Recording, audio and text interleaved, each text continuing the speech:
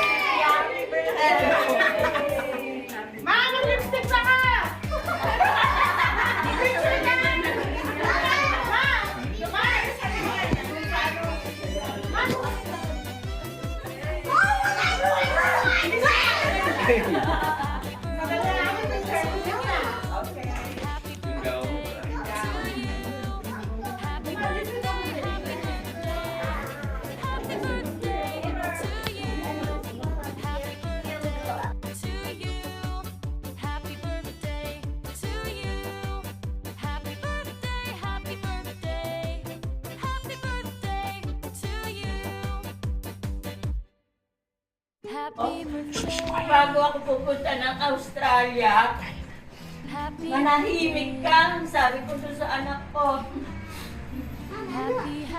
Kung nasa puso ko po, ayaw kong makaabala or basta ayoko. Basta gusto ko lang, ang wish ko noon, makasama ko lang po yung mga ampo ko.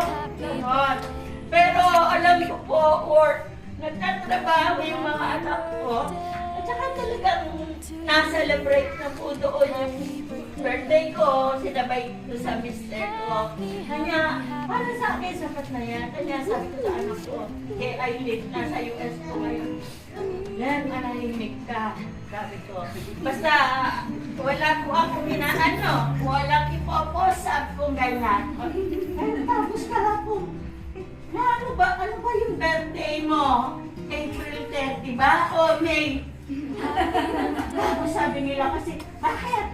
Ay, marami ako nakikita dun sa FB, sabi nila. Ay, Diyos ko, sabi ko. Eh, ayoko marinig ng mga manugang ko. Yung basta iniisip ko, kalimutan na yung birthday ko. Yung kausap ko, pumasok ako sa kwarto. Eh, sabi ko, pumasok ako dito sa kwarto. Ayoko marinig ng birthday ko. Sabi ko gano'n. Eh, kung bakit yung mister ko tumawag? May tao dito, sabi niya, nag-deliver daw ng lugaw yung mga kasumba ko. At saka nag-poster ng birthday ko. Sabi ko, tapos nagpa-games pala sila doon sa Sumba. Ano ang kita ni Lola May? Sabi nila, ano ang favorite niyang color? Ay, sabi ko, akala ko happy lang ako. Sabi ko, dahil naglugaw kayo dyan, alam ko niyo yung paborito ko, sabi ko. Tapos, nagpatingin ko sila, parang gusto kong umiyak, naiyak na ako. Tapos, kausap ko yung ano ko, yung balae, nanay niya. Nag-iiyakan din kami, pero about the family. Alam niyo po, ang wish namin, ang pamilya namin, sa Panginoon lang, hindi yung material na bagay. Ang wish namin, ang mga anak namin, magsitan po namin sa Panginoon. Kaya yung nanay ni Joanne, pupunta naman ng Germany, ihahanap ko, nagpipray ako ng church para sa kanila. Sabi niya gano'n.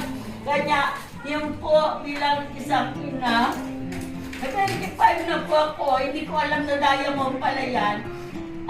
Gusto ko mawala po ako dito sa mundo. Ang mga anak ko at saka apo nasa Panginoon. Kaya sabi ko kay Joanne, sabi ko maliliit pa yung anak mo, pero pwede ba maging active ka sa church? Sabi ko, yan lamang po talaga ang wish ko, yung mga anak ko sa Panginoon.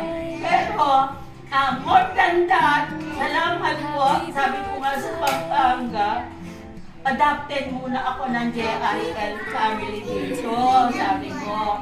Kanya sinabi ko kay Mario Rio, sabi ko salamat po, very kind mga JIL. Yun na po yung ano ko, granted. Sabi ko kay Joanne, iniisip ko matagal na tayo hindi ko nakain ng isda. Sabi ko, thank you Lord, pati yung puro answered prayer, pati bulaklak, ang kulay ko nilaw. Kanya, maraming salamat. Sabi ko, Lord, sabi ko, it is all this because of you. Ang lahat-lahat. Sabi ko, anong man ang nararanasan ko, sabi ko, dahil sa iyo, Panginoon. Kanya, salamat po. Sabi ko, hindi ako makakasalita. Pero dahil sa Panginoon po, kayo po, sinabi ko na po yung tibok ng puso ko sa inyo. Ayun. Amen! Yeah! Okay, to God be the glory! God be the glory! Okay! Magtawanan na na!